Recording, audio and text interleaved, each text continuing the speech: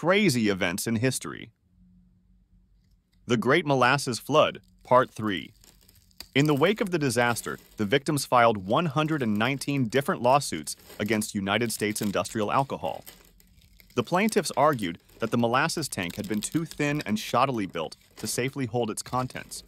But USIA offered a very different explanation for the rupture: sabotage. The flood had occurred during a period of increased terrorist activity from Italian anarchist groups, which had previously been blamed for dozens of bombings across the country. In 1918, when World War I was still underway, an unidentified man had even called USIA's office and threatened to destroy the tank with dynamite. With this in mind, the company alleged that the tank had been intentionally blown up by evilly disposed persons. The lawsuits against USIA were eventually combined into a mammoth legal proceeding that dragged on for 5 years. Over 1,500 exhibits were introduced, and some 1,000 witnesses testified, including explosives experts, flood survivors, and USIA employees. The closing arguments alone took 11 weeks, but in April 1925, State Auditor Hugh W. Ogden finally ruled that United States Industrial Alcohol was to blame for the disaster.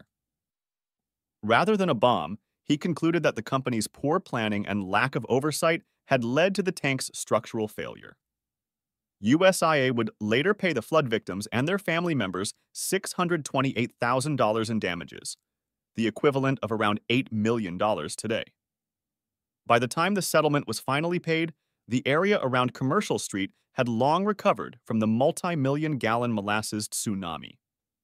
Over 300 workers had converged on the scene in the days after the disaster to remove wreckage and debris, and firefighters later used brooms, saws, and saltwater pumps to strip away the last of the syrupy residue. Even then, the sweet scent of molasses still hung over the north end for several weeks, and the waters of Boston Harbor remained stained brown until the summer. Follow for more.